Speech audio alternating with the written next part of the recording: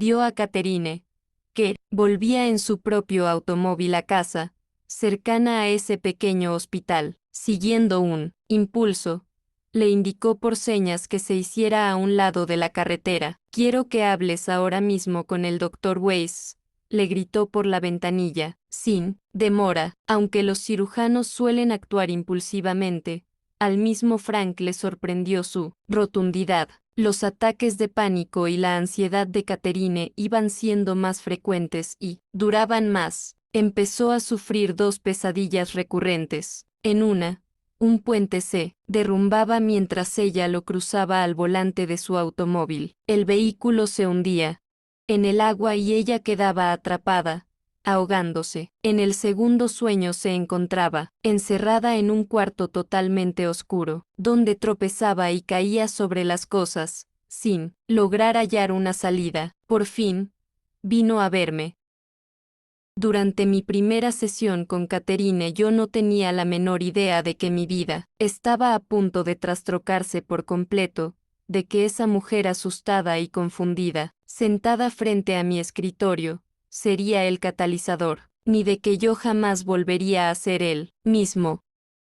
Pasaron 18 meses de psicoterapia intensiva. Catherine venía a verme una o dos veces por semana. Era buena paciente, verbalmente expresiva, capaz de penetrar en lo psíquico y muy deseosa de mejorar. En ese tiempo exploramos sus sentimientos, sus ideas y sus sueños. El hecho de que supiera reconocer los patrones de conducta recurrentes le proporcionaba penetración y entendimiento. Recordó muchos otros detalles importantes de su pasado, tales como las ausencias de su padre, que era marino mercante, y sus ocasionales arrebatos violentos después de beber en exceso. Comprendía mucho mejor sus relaciones turbulentas con Stuart y expresaba el enojo de manera más apropiada. En mi opinión, por entonces debería haber mejorado mucho. Los pacientes mejoran casi siempre cuando recuerdan influencias desagradables de su pasado,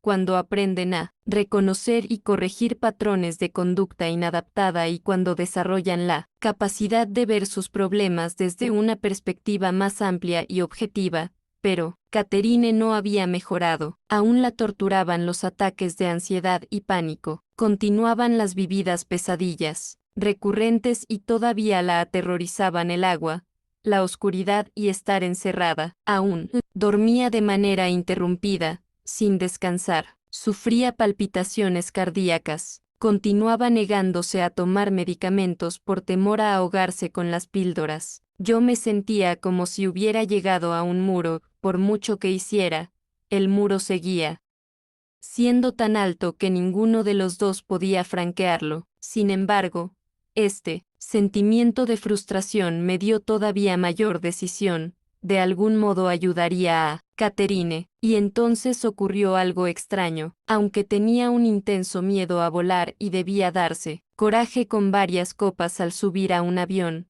Catherine acompañó a Stuart a un congreso médico que se realizó en Chicago, en la primavera de 1982. Mientras estaban allí, insistió para que él la llevara a visitar la exposición egipcia del Museo de Arte, donde hicieron un recorrido en grupo con un guía. Catherine siempre había sentido interés por los objetos y las reproducciones de reliquias provenientes del antiguo Egipto. No se la podía considerar erudita en el tema y nunca había estudiado ese periodo histórico, pero en cierto modo las piezas le parecían familiares. Cuando el guía comenzó a describir algunos de los objetos expuestos, ella se descubrió, corrigiéndolo, y tenía razón. El guía estaba sorprendido. Catherine, atónita, ¿cómo sabía esas cosas? ¿Por qué estaba tan segura de tener razón como para corregir al hombre en público? Tal vez eran recuerdos olvidados de la infancia. En su visita siguiente me contó lo ocurrido. Meses antes yo le había sugerido la hipnosis, pero ella tenía miedo y se resistía. Debido a su experiencia en la exposición egipcia, aceptó, aunque a regañadientes. La hipnosis es una excelente herramienta para que un paciente recuerde incidentes olvidados durante mucho tiempo. No encierra misterio alguno, se trata solo de un estado de concentración enfocada, siguiendo las instrucciones de un hipnotista bien preparado.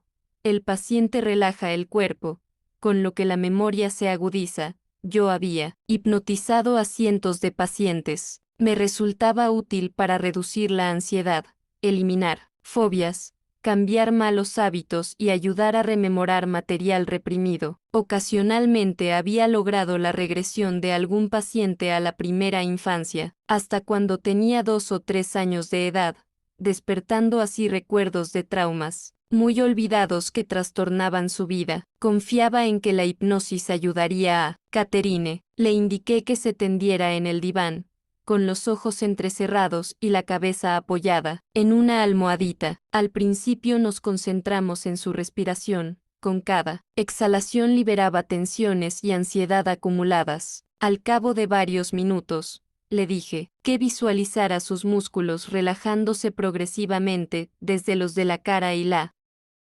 mandíbula, pasando por los del cuello, los hombros, los brazos, la espalda y el estómago, hasta los de las piernas. Ella sentía que todo su cuerpo se hundía más y más en el diván. Luego le di instrucciones de visualizar una intensa luz blanca en lo alto de su cabeza, dentro de su cuerpo. Más adelante, después de haber hecho que la luz se extendiera poco a poco por su cuerpo, la luminosidad relajó por completo todos los músculos, todos los nervios, todos los órganos, el cuerpo entero, llevándola a un estado de relajación y paz cada vez más profundo. Gradualmente sentía más sueño, más paz, más serenidad. A su debido tiempo, siguiendo mis indicaciones, la luz llenó completamente su cuerpo y la envolvió. Conté hacia atrás, lentamente, de 10 a 1. A cada número, Catherine entraba en un nivel de mayor relajación. Su trance se hizo más profundo. Podía concentrarse en mi voz,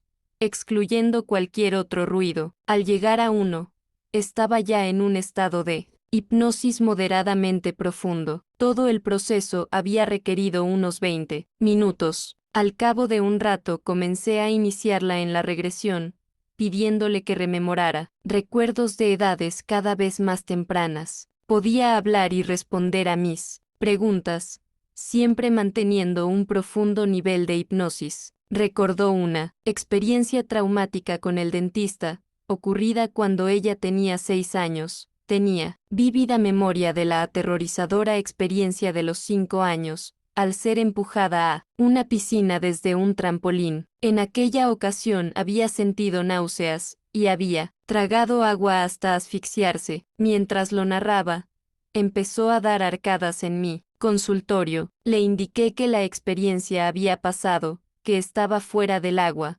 Las arcadas cesaron y la respiración se hizo normal. Aún estaba en trance profundo, pero lo peor de todo había ocurrido a los 3 años de edad. Recordó haber despertado en su dormitorio, a oscuras, consciente de que su padre estaba en el cuarto.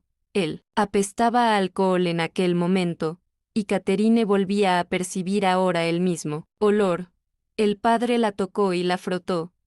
Incluso ahí abajo, ella, aterrorizada, comenzó a llorar. Entonces el padre le tapó la boca con una mano áspera, que no la dejaba respirar. En mi consultorio, en mi diván, 25 años después, Catherine sollozaba. Tuve la certeza de que ya contábamos con la información, que ya teníamos la clave de lo que sucedía. Estaba seguro de que sus síntomas se aliviarían con enorme rapidez. Le indiqué, suavemente, que la experiencia había terminado. Ya no estaba en su dormitorio, sino descansando apaciblemente, aún en trance. Los sollozos cesaron.